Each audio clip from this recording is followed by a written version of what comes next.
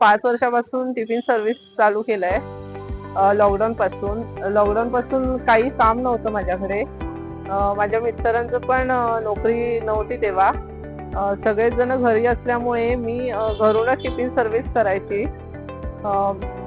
Tiffin service करता करता मला इंस्टाग्राम वरती अवनीची माहिती मिळाली आणि नंतर मग मी अवनीची व्हॅन त्यांच्या ऑफिसमध्ये जाऊन बुक केली. ही गाडी मला मुख्यमंत्री रोजगार योजनेमार्फत मिळाली अवनीकडून.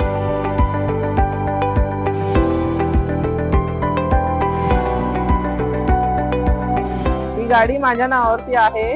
माझं नाव स्मिता योगेश कुमार. माझ्या ब्रँडचं नाव आहे ओलिका खाद्य मेजवान.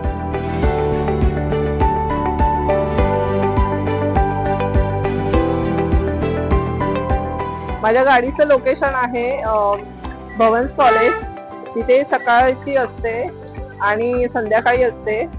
आणि दुपारचं लंचचं लोकेशन आहे घनश्याम इंडस्ट्री, यशराज स्टुडिओच्या शेजारी. माझ्या इथे लंच आहे दुपारी घनश्याम इंडस्ट्रीच्या इथे. प्लस मोदक मिळतात, पुरणपोळ्या आहेत, मिसळ पाव ठेवली आहे.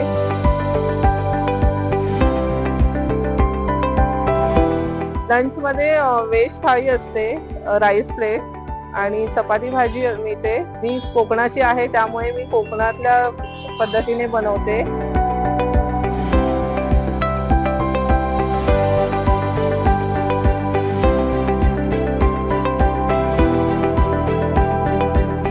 आमची जी स्पेशालिटी आहे ती मालवणी जेवणाची आहे. मालवणी मसाले यूज केले जातात. घरचं जेवण असतं ते मी आणून व्हॅन मध्ये सर्व करते. मला ही माहिती अवनीची इंस्टाग्राम वरती मिळाली.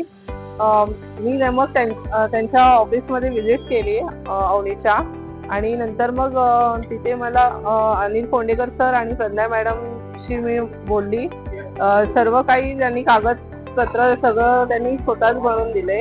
बँकेचं पण व्यवहार त्यांनीच सगळे करून दिले आम्हाला. मी अवनीच्या ऑफिस मध्ये गेली. मग त्यांनी मला फॅब्रिकेशन बद्दल विचारलं. त्यांनी व्यवसाय कोणता आहे तुमचा, काय व्यवसाय करणार, कशा पद्धतीने तुम्हाला फॅब्रिकेशन पाहिजे ते विचारलं. मग मी त्यांना सांगितलं की माझा जो व्यवसाय आहे फूडचा आहे, फास्ट फूड आहे, जेवणाचा आहे. त्या हिशोबाने त्यांनी मला फॅब्रिकेशन करून दिलं.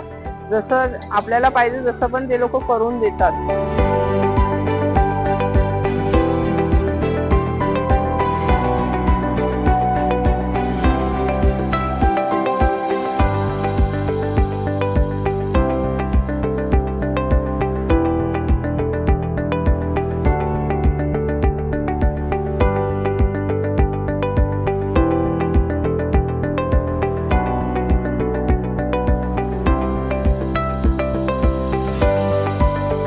मराठी माणसांनी खास करून महिलांनी या व्यवसायात उतरला पाहिजे.